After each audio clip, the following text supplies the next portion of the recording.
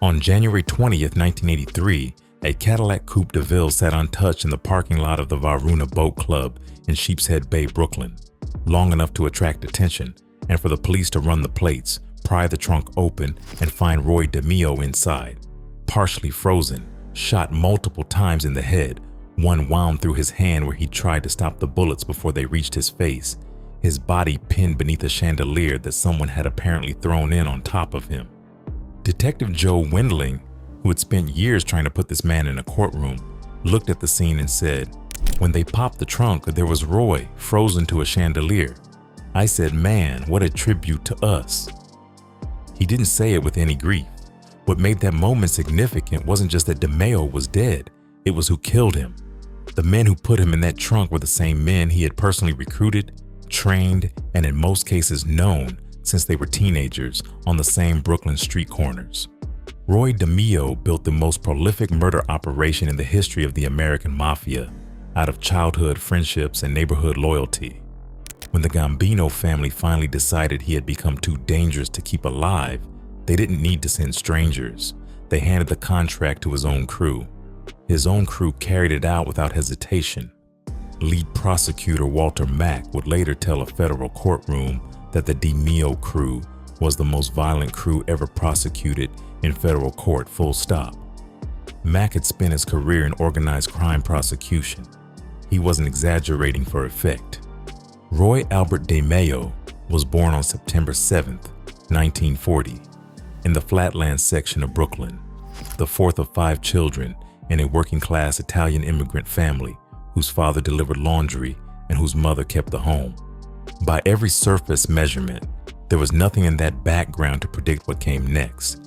His mother wanted him to be a doctor, one uncle was a prosecutor, another worked as a forensic scientist. And yet by the time DeMeo was graduating from James Madison High School in 1959, he was already operating a loan sharking business on the side, collecting from classmates and neighbors with the confidence of someone who understood from an early age that money moves when people are afraid of what happens if it doesn't. His graduating class that year included future economist Walter Block and a young man named Bernie Sanders. DeMeo walked out of the ceremony thinking about his next collection. Between 15 and 22, he also worked at a local grocery store training as an apprentice butcher, learning how to break down meat with precision and how to manage the mess that came with it, a detail that would resurface years later in a context his grocery store employers could not possibly have imagined. His older brother Anthony, a Marine Corps corporal, had been killed in action in Korea in April 1951 when Roy was 10, and his father died of a heart attack in 1960, after which his mother left for Italy with the youngest brother, leaving Roy in Brooklyn with whatever he had already built. He stayed because he had already built enough to stay for. Canarsie in the 1960s was a working-class neighborhood whose secondary economy ran on car theft. The body shops, the junkyards, the salvage yards along Flatlands Avenue were so thoroughly integrated into neighborhood life that boys who grew up there understood what those businesses actually were before they were old enough to drive. The car theft infrastructure alone produced as many as 77,000 stolen vehicles across New York City in 1974, and Canarsie sat at the center of that ecosystem. DeMeo didn't invent any of this.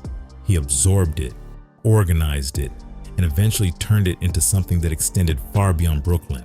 But none of that happened until a Gambino soldier named Anthony Nino Gaggi noticed him working in Flatlands around 1966 and told him plainly that everything he was doing on his own, he could do better with Gambino protection behind him.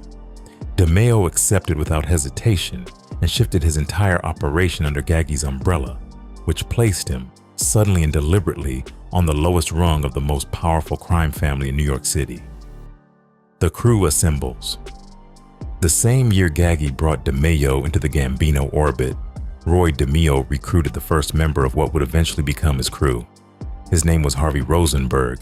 He was 16 years old, and DeMeo found him dealing cannabis out of a gas station in Canarsie, running a small operation with real ambition behind it. DeMeo loaned him money to deal in larger quantities, and the relationship grew from there. Financial at first, then structural, then something that looked a great deal like devotion.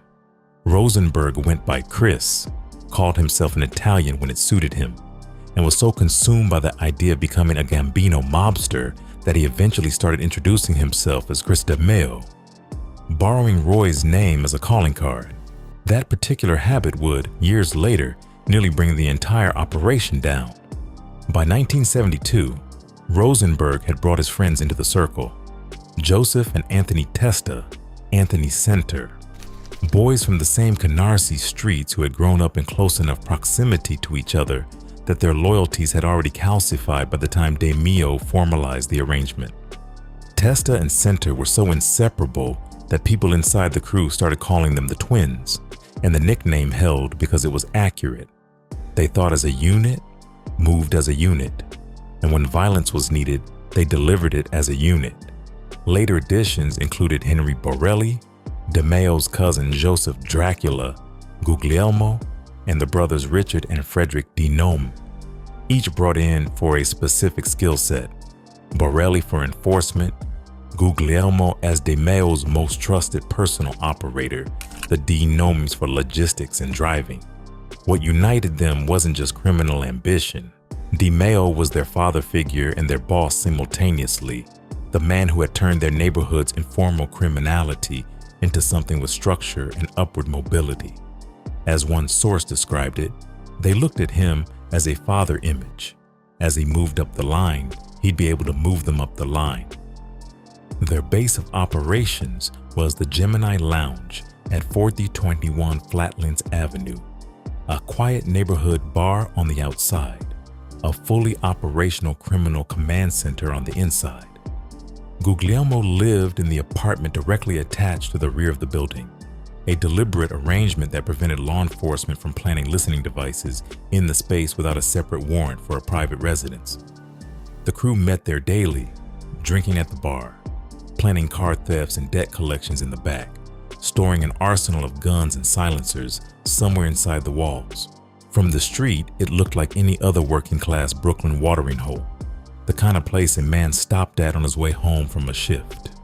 The only indication that something else was happening there was the daily rotation of the same faces in and out at hours that didn't align with any legitimate work schedule. The money in the early years came from loan sharking and car theft running in parallel. DeMeo's loan book covered dentist offices, an abortion clinic, restaurants, and flea markets alongside the auto industry clients who had always been his core customers. The car theft operation had become genuinely sophisticated. His crew didn't steal opportunistically, they stole a specification. A buyer needed a particular make, model, and year. The crew delivered it, often the same night the order was placed. Vehicles were either replated with fraudulent veins and sold as clean used cars, or broken down in the Canarsie chop shops and sold for parts, where a luxury car was frequently worth more disassembled than whole. In 1972, running both those operations simultaneously, DeMeo also managed to get himself elected to the board of directors of the Borough of Brooklyn Credit Union. He used the seat to launder money from his criminal ventures, introduce board colleagues to drug dealers who needed their cash cleaned, and eventually move from laundering into straight embezzlement, pulling capital directly from the credit union's reserves to fund his loan sharking expansion. By the time he was finished, the institution was insolvent. The FBI and IRS opened investigations into the collapse and drew a blank. DeMeo had already prepared false affidavits from businesses owned by friends and associates, creating paper trails that accounted for enough of his income to satisfy the IRS's documentation requirements. He reached a settlement, walked away from a bankrupt institution, and came out of the experience with a specific and durable conviction that the systems built to catch him were not capable of catching him. That conviction held until his first murder made it slightly more complicated. In 1973, one of DeMeo's business partners in a pornography distribution operation, a man named Paul Rothenberg, came under pressure from investigators and appeared likely to cooperate. Nino Gaggi ordered the problem eliminated. DeMeo lured Rothenberg to a quiet section of Long Island and shot him in the head, his first confirmed kill, and the experience taught him something that changed how he operated going forward. Murder resolved a certain category of problem faster and more completely than any other tool available to him. He filed that away and kept moving. The Gemini Method. The killing of Andre Katz in the summer of 1975 was the event that converted a violent criminal organization into something qualitatively different, a structured execution and disposal system that the crew would run with almost factory-level consistency for the next 7 years. Katz was a car thief who had been a genuine asset to DeMeo's operation, supplying stolen vehicles to body shops and used car lots throughout Canarsie, until a dispute in the late 1974 pushed him toward the Brooklyn District Attorney's Office, where in January 1975 he walked in voluntarily and gave investigators information about Chris Rosenberg's involvement in car theft. DeMeo found out about that meeting almost immediately because he had a corrupt NYPD auto crimes detective on his payroll whose job was precisely to report that kind of movement. The response took months to arrange because DeMeo was careful about engineering the approach. He instructed a woman named Babette Judith Questel to position herself as bait, luring Katz to her apartment on June 13, 1975, under the premise that he was coming for a date. Crew members grabbed him the moment he walked through the door, bound him, and transported him to the meat department of a Pantry Pride supermarket in Rockaway Beach, Queens. What happened there was not improvised. DeMeo, the man who had spent years training as a butcher, brought those skills to bear in a commercial kitchen stocked with professional tools, stabbing Katz repeatedly before the body was dismembered and the pieces wrapped in plastic bags and deposited in the supermarket's dumpster. A pedestrian walking a dog found one of Katz's legs on the curb near the store a few days later, after the weekend garbage pickup hadn't run. Police reported a grisly killing had occurred, but released almost no details publicly. The body was identified through dental records 2 days after discovery, and the investigation produced no arrests. No witnesses came forward, no physical evidence connected the crew, and the case was effectively closed before it was fully opened. What DeMeo understood from that experience was structural. Dismemberment made bodies nearly impossible to identify quickly, eliminated physical evidence that would otherwise survive a burial or a waterfront dump, and introduced enough uncertainty into the timeline that witness accounts became unreliable. Over the next several years, he refined the process into what journalists later named the Gemini Method, a fixed sequence of steps performed in the back apartment of the Gemini Lounge by assigned crew members with designated roles. A victim was lured through the side entrance of the lounge and into Guglielmo's apartment, where DeMeo himself would approach with a silenced pistol in one hand and a towel in the other, shooting the victim in the head and wrapping the towel around the wound immediately to prevent blood from spreading before the heart stopped. A second crew member, originally Rosenberg, stabbed the victim in the heart to stop the pumping. The body was then stripped, carried into the bathroom, and placed in the tub to drain completely, and once the blood had congealed, moved onto plastic sheets in the main room where it was dismembered. Arms, legs, head, with the parts bagged, boxed, and taken to the Fountain Avenue landfill in East New York, where tens of thousands of tons of garbage were buried under compacted earth daily, and a plan by investigators to excavate sections of the dump in the early 1980s was abandoned because it was deemed too costly and too unlikely to locate anything meaningful.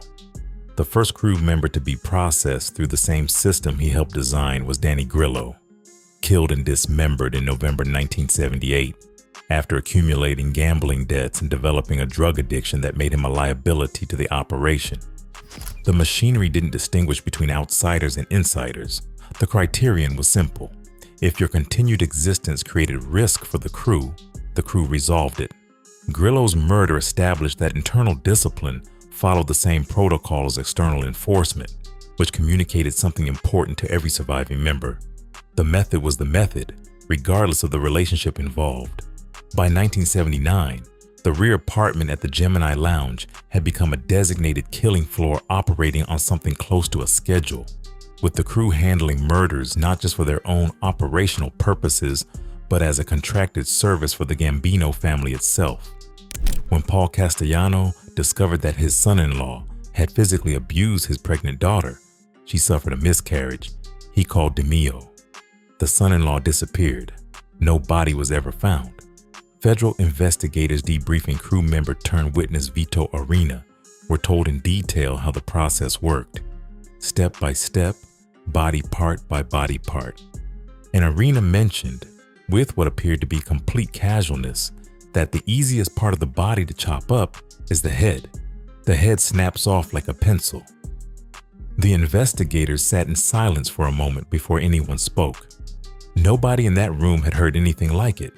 The crew also handled the October 1979 double murder of James Eppolito and his son James Jr., two made Gambino members who had approached Castellano and accused DeMeo and Gaggi of dealing narcotics. Castellano sided with Gaggi, gave him permission to handle it, and Gaggi and DeMeo shot both Eppolitos in the back of the head in their car in Coney Island. An off-duty police sergeant witnessed the immediate aftermath, gave chase, and wound up in a shootout with Gaggi that left Gaggi with a bullet wound in the neck before he was arrested. DeMeo had already separated from Gaggi as they left the scene and was never identified.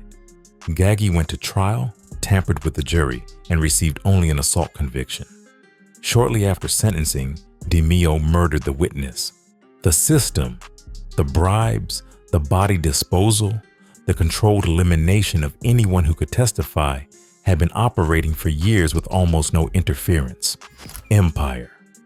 Through 1979 and into 1980, alongside the killings, DeMeo was running what the FBI formally designated the Empire Boulevard operation, an international stolen car ring that had grown far beyond the Canarsie chop shops where his criminal career began.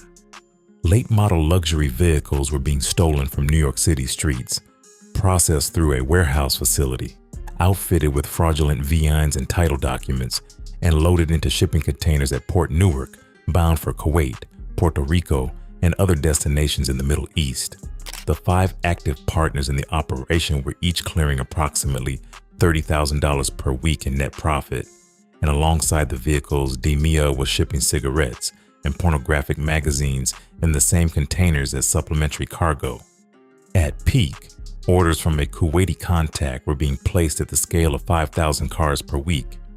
The FBI's Newark field office eventually raided the warehouse in the summer of 1980 and found it full of vehicles staged for export, a fingerprint at the scene pointing back to the crew.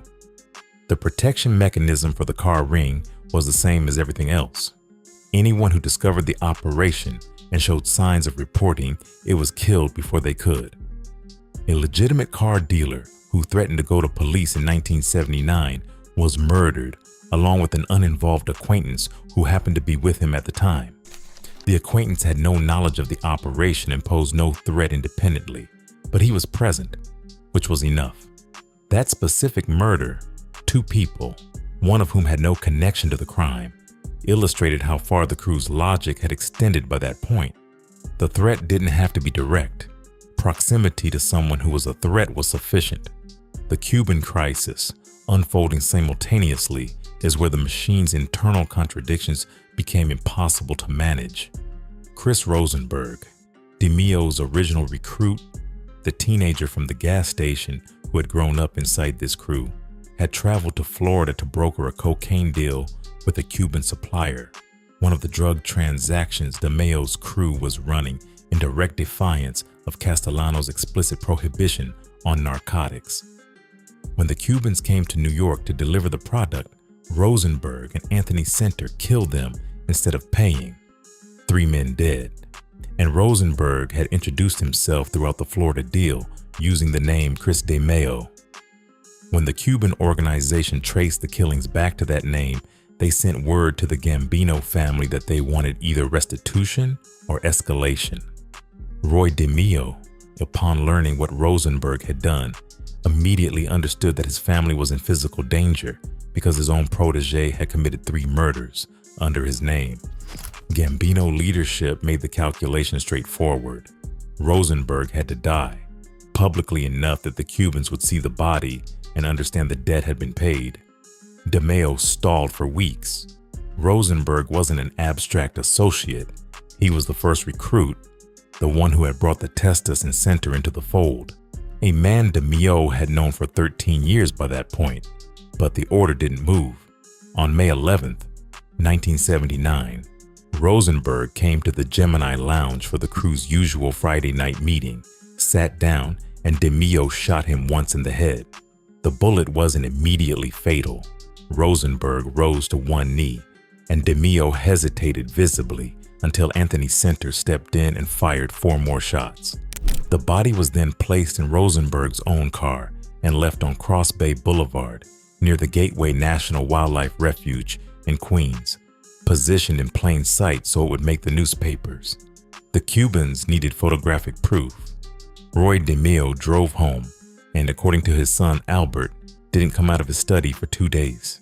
The problem with killing your own people to satisfy external pressure is that it demonstrates to everyone still inside the crew exactly how conditional their safety is. And the problem with the paranoia that followed the Cuban threat was that it produced, within weeks of Rosenberg's murder, the most publicly damaging mistake of DeMeo's career. On April 19, 1979, an 18-year-old college student named Dominic Ragucci was selling Electrolux vacuum cleaners door to door in Massapequa Park, Long Island, working the neighborhood to pay his tuition, and parked his car near DeMeo's house to make his rounds. DeMeo, convinced the Cubans had sent a hitman after him, looked out of his window and decided the young man sitting in the parked car was a threat. He summoned Guglielmo and Duinome, and together they pursued Ragucci's car for 7 miles through suburban Long Island, through Amityville, through Farmingdale, shooting at the vehicle until it crashed, then walking up and firing 7 rounds into the wrecked car at close range. Ragucci died with no understanding of why. Roy DeMeo broke down when he discovered who the boy actually was. His son Albert wrote later that his father wept, stopped eating for several days, and immediately moved his family to a hotel in upstate New York for 2 weeks, terrified simultaneously of Cuban retaliation and of law enforcement consequences from a murder committed in daylight in a residential suburb. No witnesses came forward. No charges followed. But Gaggi was furious. Castellano was concerned, and within the Gambino hierarchy, a quiet conversation had begun about whether DeMeo's earning power still outweighed the risk of what he might do next. Unraveling. The federal case that eventually dismantled the crew was built from multiple directions at once, which is the only way it could have worked. No single agency had enough visibility into the full scope of what DeMeo was running to make a case alone. The FBI's auto crimes investigation out of Newark had exposed the car ring's warehouse operation in 1980, leading to the arrest of Henry Borelli and Frederick Denome in May 1981 on charges related to the stolen vehicle conspiracy. DeMeo ordered them to plead guilty and absorb the charges, calculating that a controlled plea on the car theft count would signal containment to investigators and prevent them from looking underneath the vehicle crimes at the body count.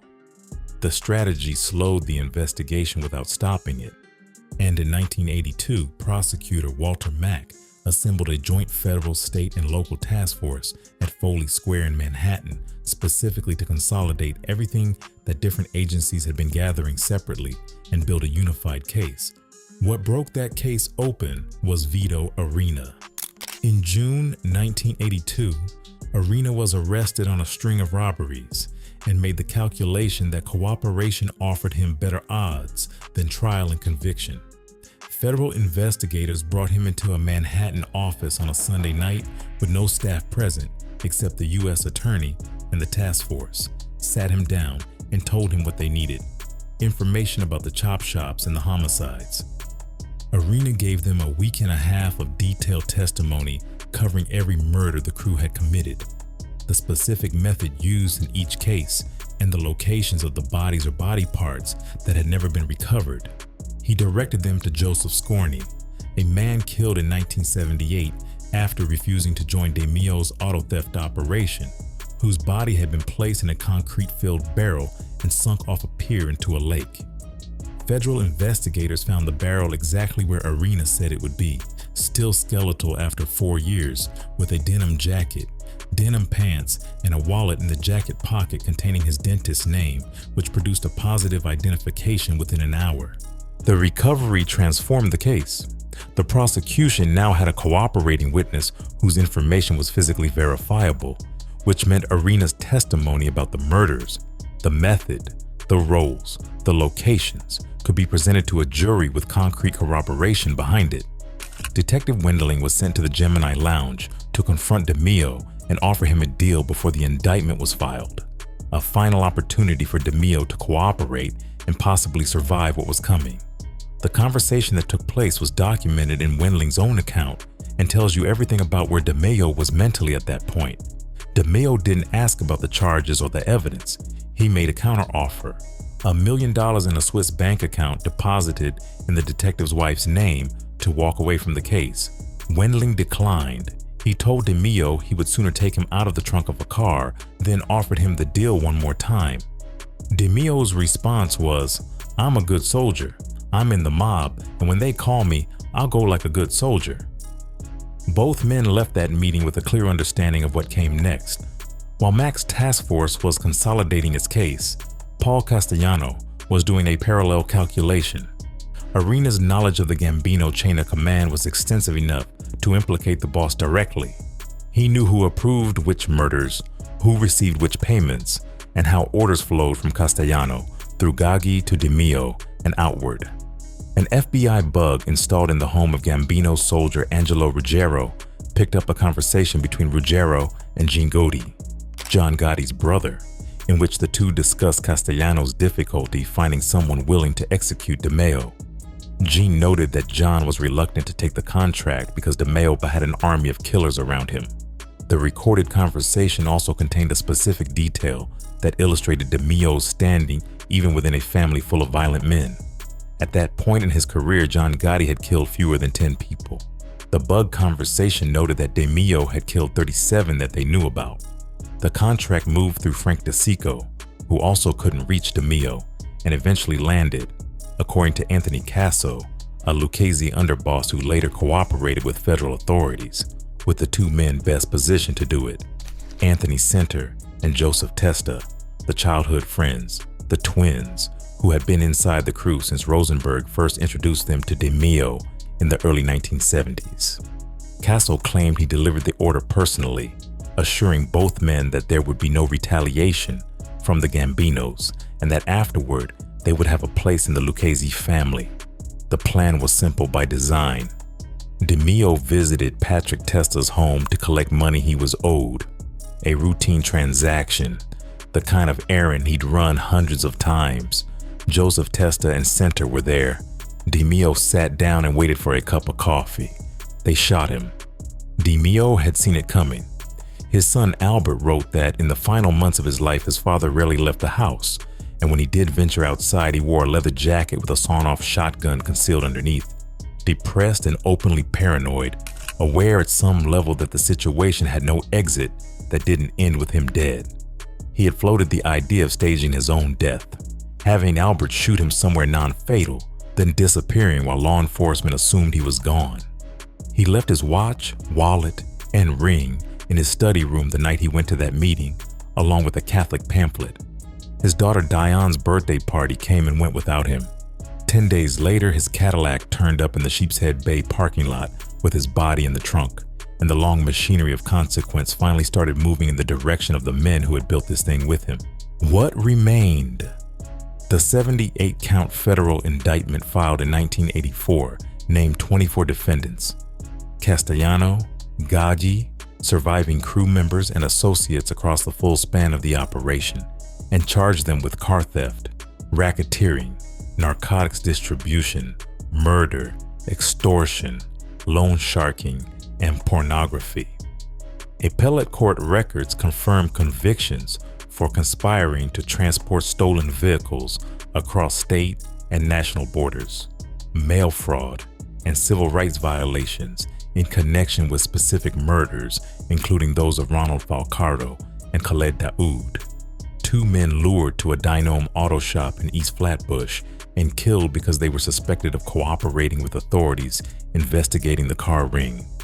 The prosecution was everything Mac's task force had spent years building toward: consolidated, multi-agency, backed by physical evidence and the testimony of men who had participated in the murders themselves. Castellano never faced a verdict.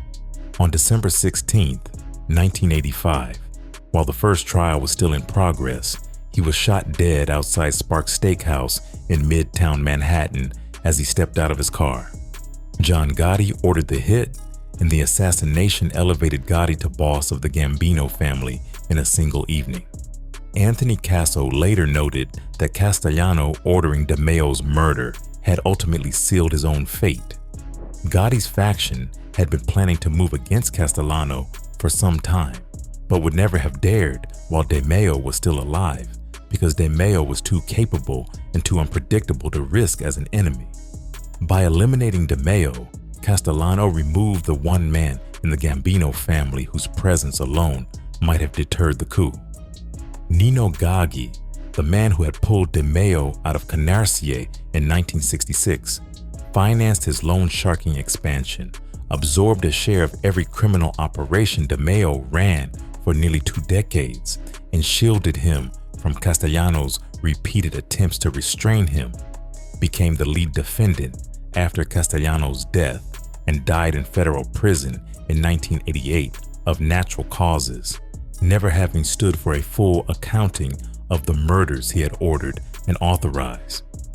The surviving crew members were convicted in 2 waves. In March 1986, 6 defendants were found guilty, with Borelli and 1 other convicted of 2 counts of murder each for killing 2 men who had threatened to expose the car ring. In June 1989, 9 additional defendants were convicted in what became one of the longest organized crime trials in U.S. history, with the jury finding them guilty of racketeering and participation in 11 murders across the crew's operational period.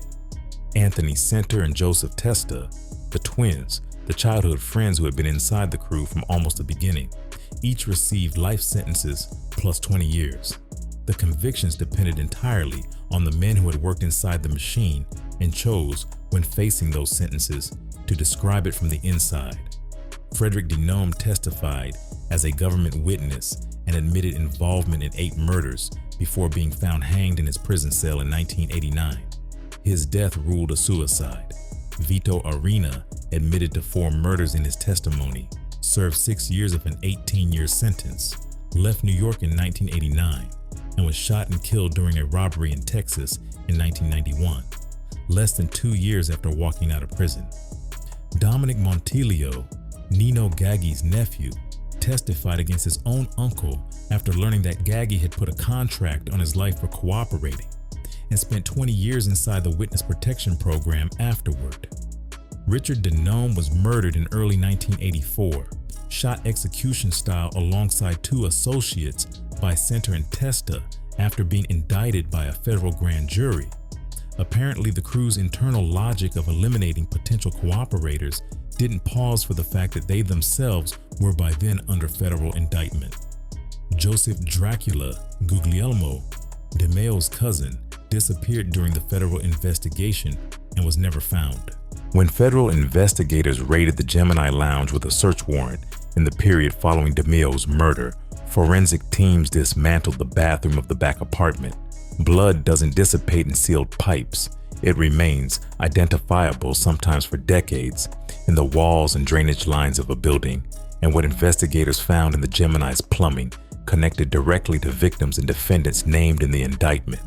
It was the machine testifying against itself, evidence embedded in the infrastructure where the method was practiced, waiting for a warrant, which arrived 7 years after the first body was processed there. The lounge itself became a storefront church. Services were held on Sunday mornings. Children from the neighborhood walked past it. What the DeMeo crew left behind, beyond the convictions and the sentences, is a number that will never be fully resolved.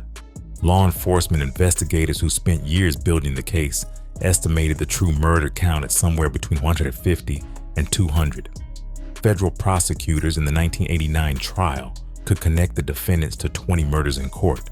The gap between those 2 numbers represents the permanent outcome of the Gemini method working as intended. People who went into that back apartment and were deposited in landfills and ocean water and concrete-filled barrels, whose families called the task force asking about daughters who used to hang around bars in Canarsie and then didn't come home anymore. As Wendling described it, without any attempt to soften the conclusion, There is no such thing as closure for the families of victims. Albert DeMeo became a stockbroker.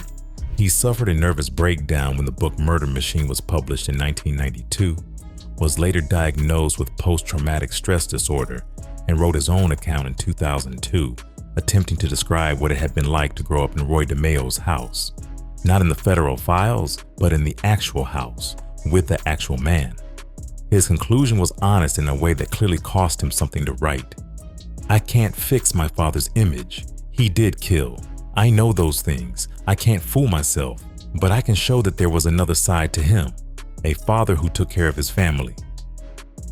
That tension is what keeps this story from settling. These were not strangers operating at a remove from each other.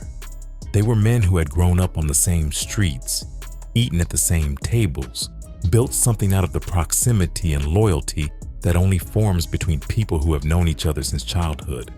The Gemini method worked because the trust was real. The trust was real because the relationships were real. And when the Gambino hierarchy finally decided that Roy DeMeo had become a liability, the execution of that decision required nothing more complicated than delivering the contract to the same men he had recruited, trained, and protected for 15 years. Because they were already inside, they already had access, and they already understood that when the machine identified a problem, the problem was eliminated. Roy DeMeo had taught them that himself. He was 42 years old. His killers had known him since they were teenagers. The Cadillac sat in that parking lot for 10 days before anyone opened the trunk, and when they finally did, the investigation that followed convicted nearly everyone involved, except for all the people nobody will ever be able to name, the ones the Fountain Avenue landfill swallowed and the Atlantic Ocean carried away, the ones whose families are still waiting for a body to bury.